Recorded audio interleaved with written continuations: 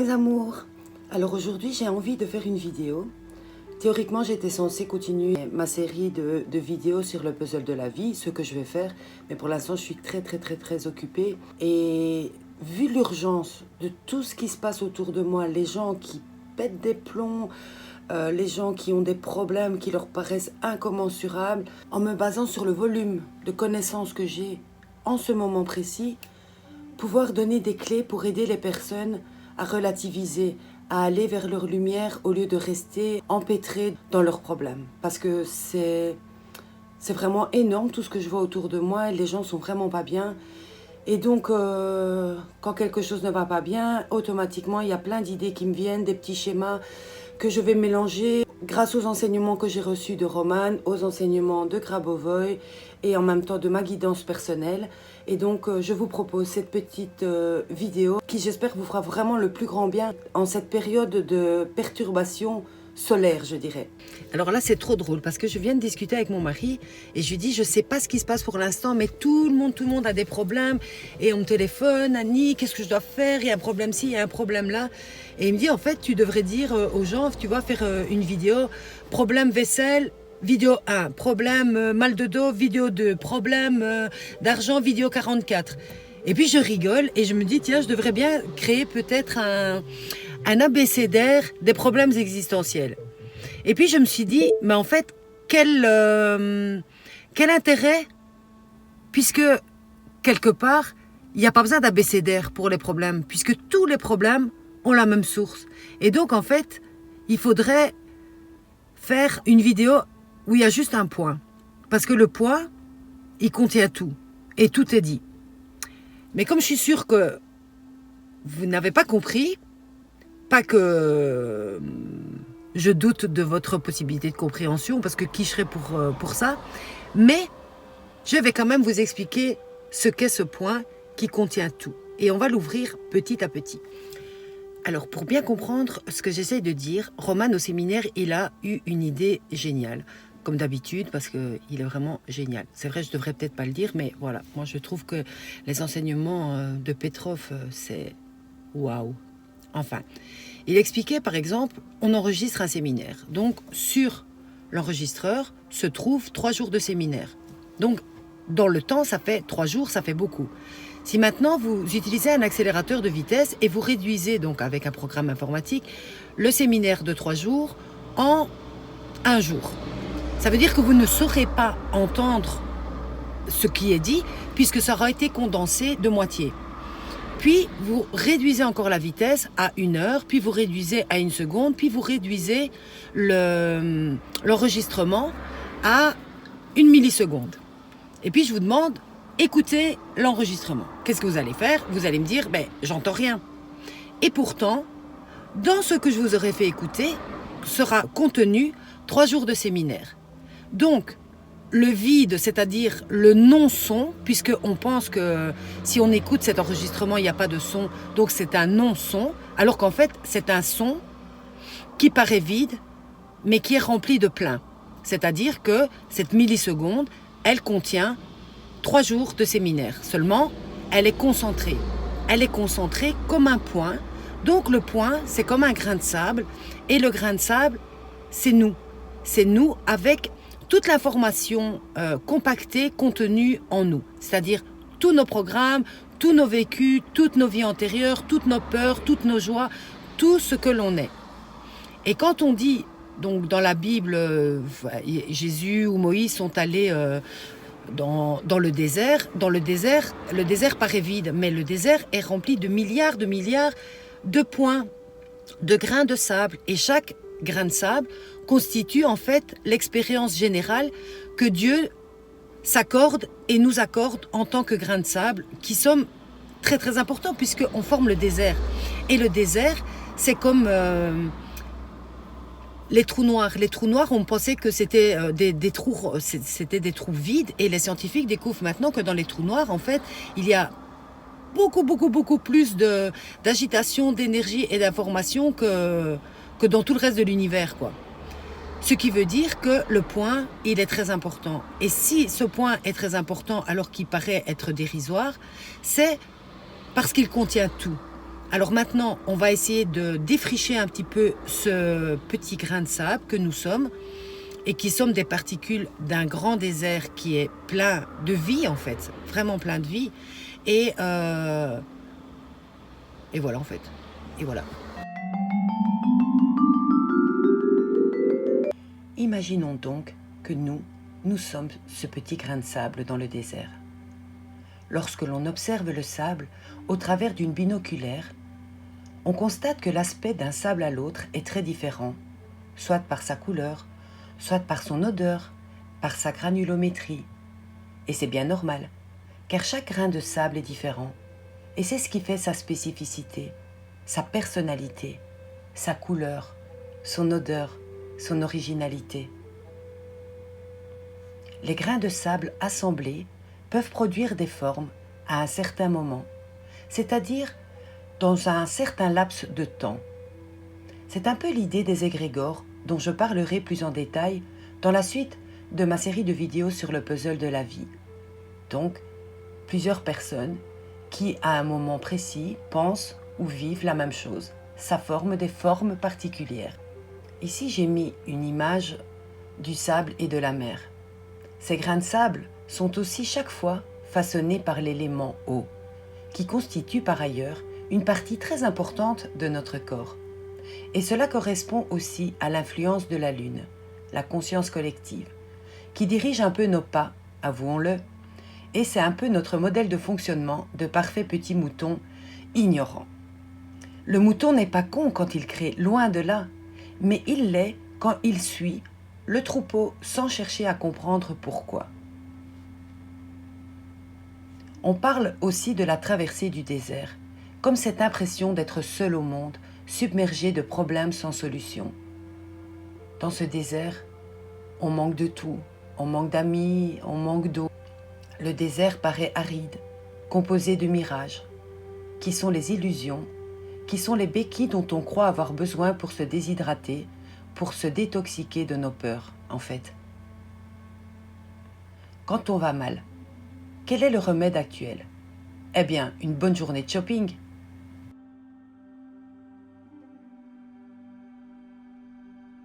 Ou alors, se ruer sur la bouffe. Mais encore, on peut méditer, éventuellement, 20 minutes par jour, par exemple. Ou alors faire du sport. Ou bien, on fait la fête pour oublier sa misérable existence. On est ensemble, là. Et si possible, alors là, ça c'est vraiment génial, on part en vacances. Pourquoi? Parce qu'en vacances, j'oublie tout. Vacances, j'oublie tout, plus rien à faire du tout. Et même quand on est en vacances, on arrive quand même encore à râler. Franchement, moi je me demande pourquoi pour bronzer, il faut rester des heures et des heures au soleil. Se taper des milliers de coups de soleil. Franchement, ce serait super de pouvoir bronzer en 10 minutes. Et puis le reste, tu peux te reposer, tu peux t'amuser, tu peux lire à l'ombre. Parce que là, franchement, ça commence à devenir insoutenable. Bon, c'est vrai, j'avoue. Se plaindre alors qu'on est en train de se faire dorer au soleil en Égypte, c'est quand même pas cool. Hein.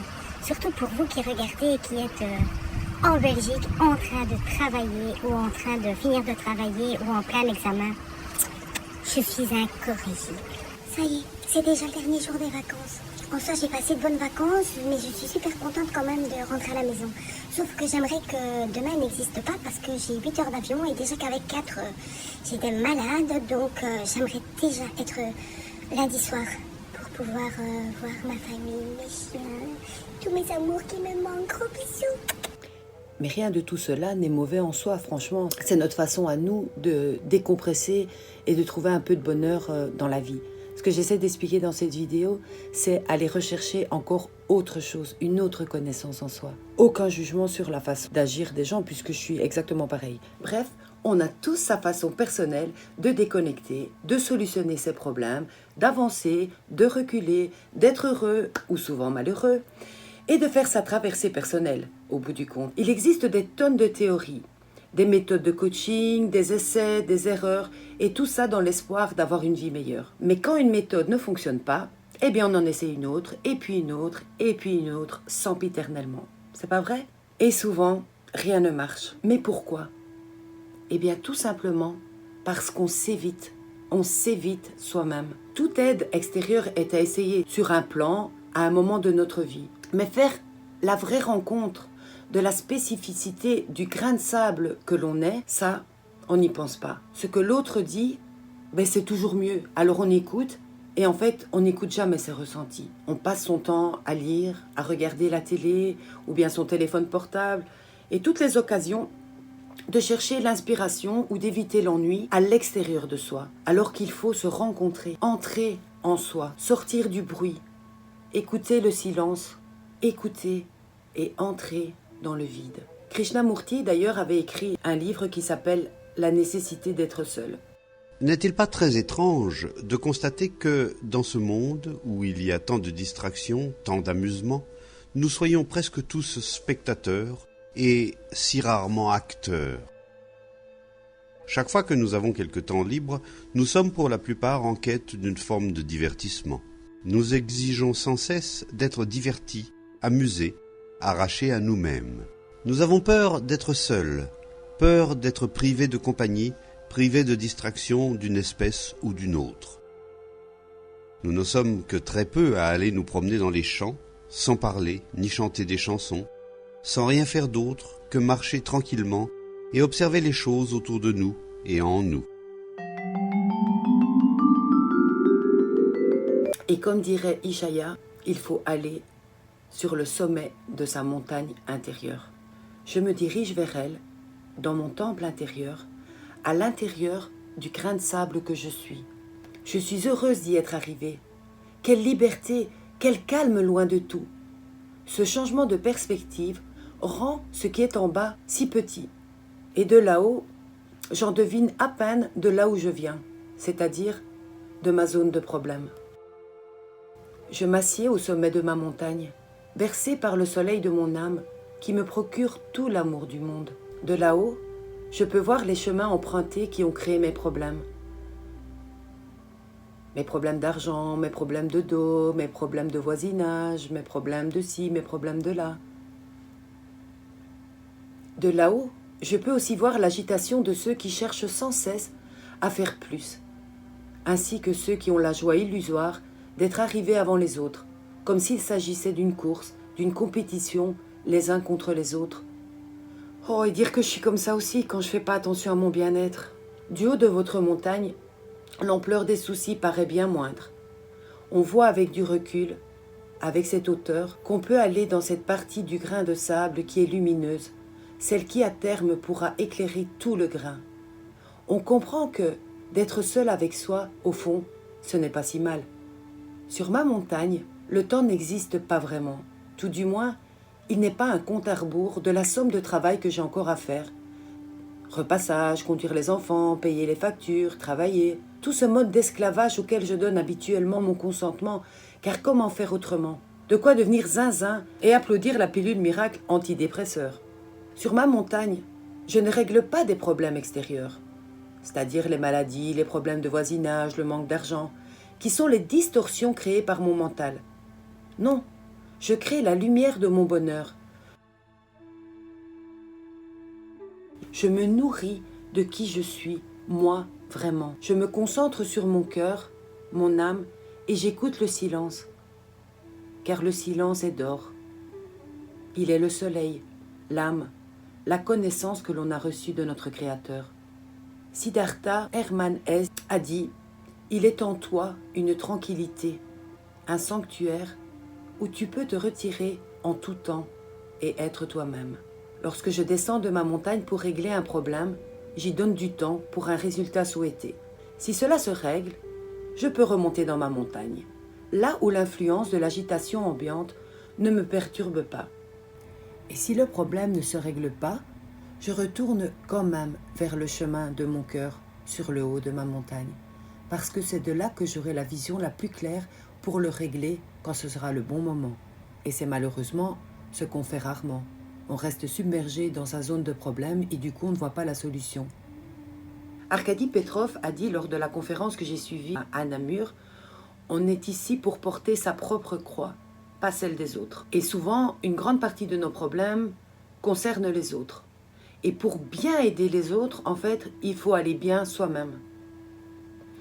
Cela ne signifie pas non plus qu'il faille se désintéresser des autres, bien loin de là, mais d'être en mesure, non pas de guérir les autres, mais de leur donner des clés, de leur donner la connaissance afin que chacun puisse se guérir soi-même. N'oubliez jamais que les gens qui aident, surtout dans le domaine énergétique, doivent permettre à l'autre de guérir seul.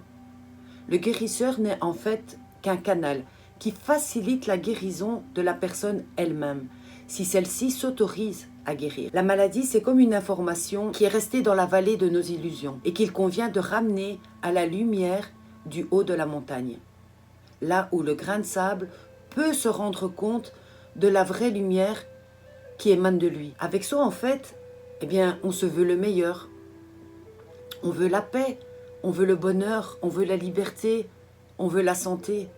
Et tout le reste paraît si lointain, voire dérisoire. Du haut de ma montagne, les solutions apparaissent, afin de transformer mon chemin épineux en choix conscients, à chaque instant. Et alors de nouvelles perspectives positives se dessinent, sous la lumière bienfaisante d'un soleil dont la lumière matérielle manifestée ne l'est qu'à la proportion de 5%. Les 95% restants sont de la lumière spirituelle, qui va réagir avec notre alignement, conscience, esprit et âme. Imaginez donc tout ce qu'il vous reste de génial à créer avec cette lumière pure. De là-haut, je suis en lien avec ce qui est, et je peux réaliser que souvent actuellement, je suis à côté de la plaque.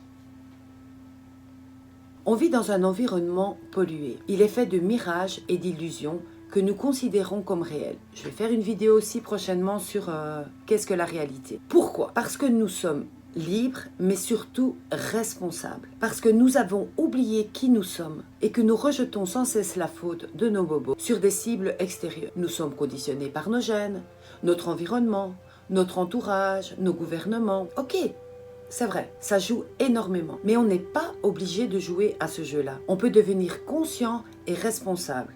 On peut sortir de la simulation, du rêve ou du cauchemar, et ne plus créer des chimères, mais que de la joie. Nous sommes un peu comme si notre moi véritable dormait quelque part, et qu'une partie virtuelle, holographique, s'amusait à jouer un rôle, un petit personnage sur Terre. En fait, j'ai cette impression souvent qu'on est dans un jeu vidéo, ou alors comme dans une émission de télé-réalité, qui est très très bien résumée d'ailleurs dans un film avec Jim Carrey, qui s'appelle Le Truman Show.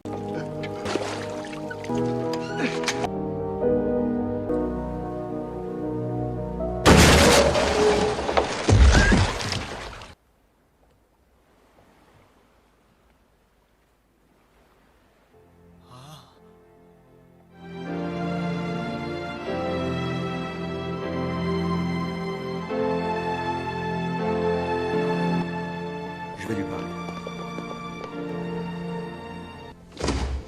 Tu peux parler. Je t'entends.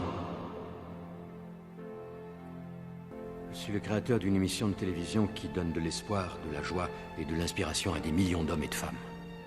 Et moi? Tu es le héros. Alors rien n'était vrai. Toi, tu étais vrai. Dis quelque chose, bon sang, on passe en direct à la télévision. Au cas où on se reverrait pas d'ici là, je vous souhaite une bonne soirée et une excellente nuit.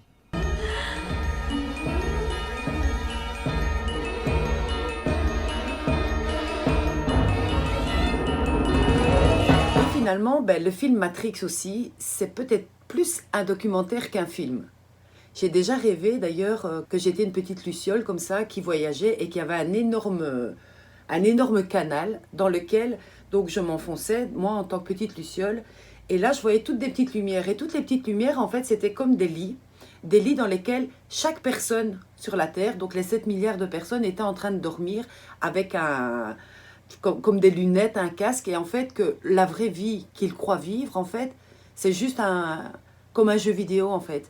Et eux, ils dorment tranquillement, en fait, comme si c'était leur moi supérieur qui était tranquille. Et en fait, tout ce qu'on vit, c'est comme une illusion. Et je pense que cette époque est peut-être celle qui révélera la supercherie. Et moi, je sens depuis toute petite que tout ce vacarme, en fait, va se transformer en quelque chose de meilleur. Mais il faut vraiment s'y préparer. La source des problèmes et du bonheur réside donc au même endroit, dans ce fameux point, le grain de sable. Soit on joue en toute conscience le véritable enjeu de la vie, ou alors soit on joue le jeu d'un rêve enfermé dans un jeu vidéo, où l'on rêve sa vie tranquillou, sans rien comprendre, et puis on meurt, game over. On ne se rend pas forcément bien compte, mais la société nous pousse de plus en plus vers le transhumanisme, vers l'homme-machine, afin qu'on n'aille jamais à l'intérieur de soi et qu'on aille rechercher toute la puissance, tout le développement technologique à l'extérieur. Et ça amène des dérives qui ne sont pas forcément cool, justement parce que ça va dans le sens contraire de ce que je suis en train de vous expliquer. Celui qui dépasse ses croyances peut tout réussir. Et beaucoup de personnes repoussent sans cesse ses limites lorsqu'ils ne croient pas que c'est impossible. Regardez cette vidéo que je trouve vraiment géniale. C'est énorme ce que l'être humain peut faire maintenant en ne sachant pas que c'est impossible, juste en croyant qu'on n'a pas toutes ces limites. La conscience collective contient toute l'information, celle de la vraie réalité et aussi celle des programmes des jeux vidéo.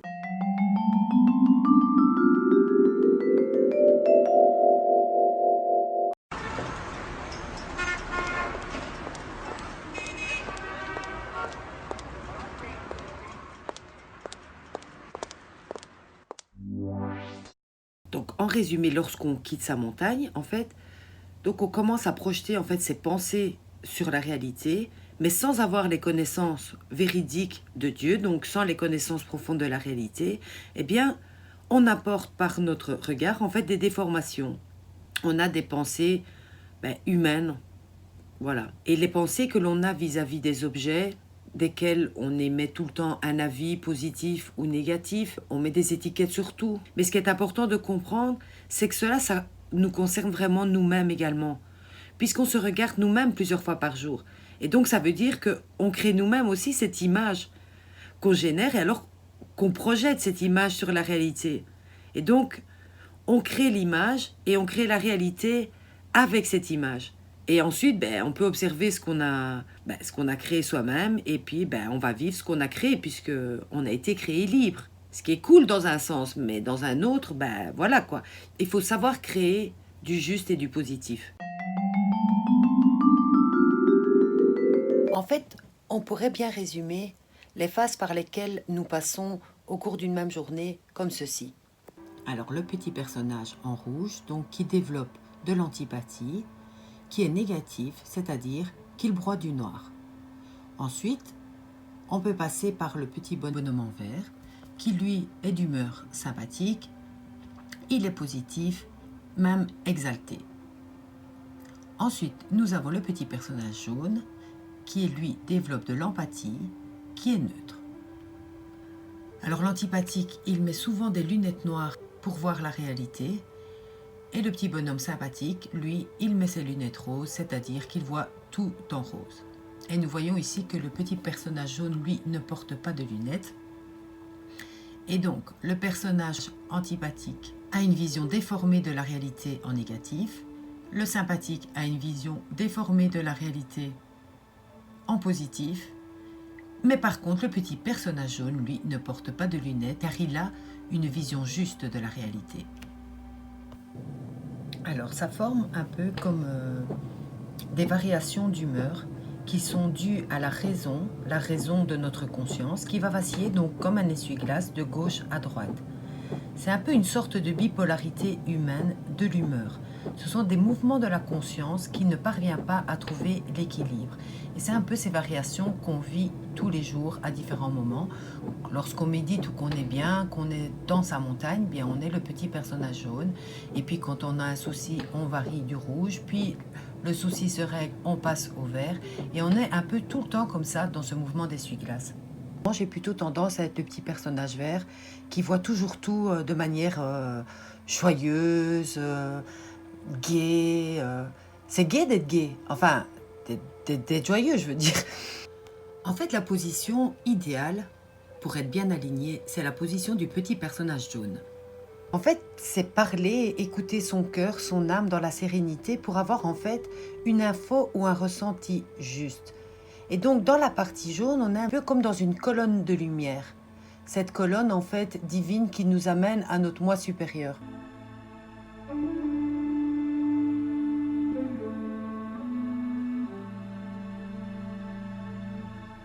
Le petit personnage jaune, il pourrait à première vue paraître distant, non concerné, trop calme et sans émotion, qui dit ce qui est sans emphase. Il ne juge ni le positif ni le négatif. Il maîtrise en fait toutes les situations. Il ne s'implique pas émotionnellement et ne dépense pas d'énergie inutile. Il comprend ce qui l'entoure avec justesse et empathie. Il ne donne pas d'interprétation aux faits. Il est sur sa montagne en fait, complètement aligné. Et il se connecte à son cœur, son âme et donc à son moi intérieur. On peut dire qu'on est sur la Terre comme si nous étions dans une classe. Nous sommes en apprentissage. La Terre ascensionne, c'est ce que tout le monde dit en tout cas. La Terre ascensionne en 5e dimension. Et pour pouvoir accéder à cette 5e dimension, en fait, il faut aller par la voie du milieu. Il ne faut aller ni à droite, ni à gauche.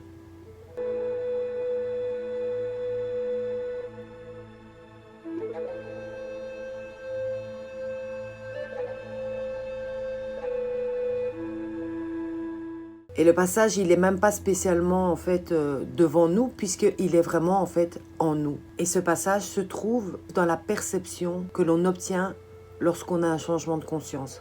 C'est-à-dire aller rechercher la part céleste qui est à l'intérieur de nous. Donc l'énergie, elle part à partir d'un point vers l'infini. Et ce que j'ai donc expliqué, c'est que après de là, ça revient. Ce qu'on veut connaître en fait, c'est ce qu'il y a à l'intérieur de ce point. Donc, qui nous sommes, nous, à l'intérieur. Et il est très, très important de bien connaître ce point, puisque lorsqu'on va s'éloigner du centre, eh bien, on peut s'éloigner du vrai chemin. Si on part dans le trop positif, eh bien, on va commencer à faire la guerre à tout ce qui est négatif. Ben, c'est ce qui se passe un peu avec les véganes maintenant. C'est cool de ne pas manger de viande, mais si c'est pour faire la guerre à ceux qui mangent de la viande, où est l'équilibre ? Et si on va trop négatif, eh bien, on fait aussi la guerre à tout ce qui est bien dans ce monde, en fait. Et c'est à l'intérieur de chaque point qu'on peut trouver Dieu. Et Dieu, c'est l'harmonie, c'est la paix, c'est la connaissance qui est contenue dans votre âme, qui est contenue au niveau de votre cœur. Et c'est à cet endroit de calme, de vide, où on peut percevoir l'absence de bruit, qu'en fait se situe le plus haut point d'énergie en nous. On a l'impression que rien ne bouge, parce que c'est justement là que se trouve une vitesse infinie. Comme je vous expliquais tout à l'heure avec l'enregistreur qui contient les 3 jours de séminaire et qu'on rallie en un seul point. On ne l'entend pas et pourtant il contient tout. Le son contient tout.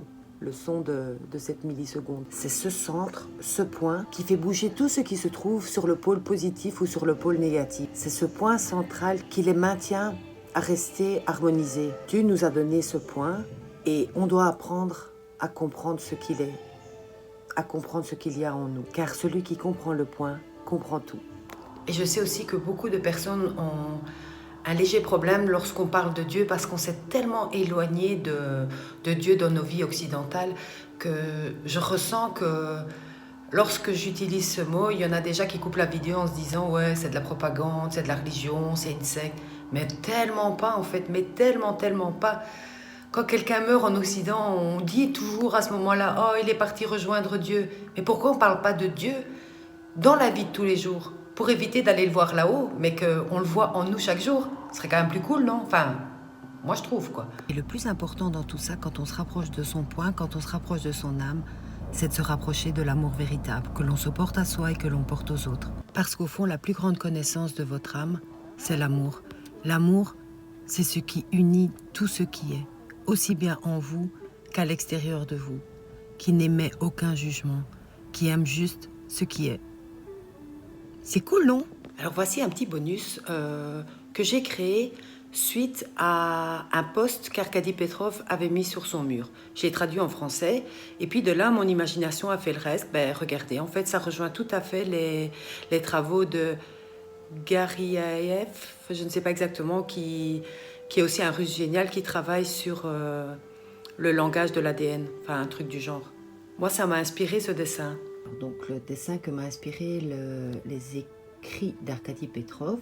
Donc le petit personnage dans le présent. Ça ici, ce sont toutes les lignes de l'ADN. Ces symboles, en fait, c'est un peu comme il disait dans son article, comme les symboles chinois du Yiking, un peu pour avoir l'idée. Et en fait, le tout, c'est que pour développer un moi futur rayonnant et harmonieux, Donc, comme sur ce petit dessin-là, donc le moi rayonnant, eh bien en fait, il faut combler les trous du libre arbitre dans le champ informationnel avec la substance positive pour un avenir radieux. Et donc vous voyez ici, donc dans l'ADN, il y a toutes des petites parties libres qui peuvent être représentées comme ça, et bien on y ajoute chaque fois un mode de pilotage, c'est-à-dire chaque fois une pensée positive. Et on comble les trous avec du bonheur. C'est pas beau la vie. Moi je trouve que cette image, elle est vraiment géniale. Voilà, après, je sais pas ce que vous en pensez, mais moi je trouve ça cool. Merci Arkady Petrov. Et surtout, soyez indulgents avec vous-même. Et c'est sur ça que je terminerai cette vidéo. Vous avez tous les outils en vous pour développer la meilleure version de vous-même, dans l'harmonie avec tous. Et je vous souhaite à tous, je nous souhaite à tous le bonheur éternel.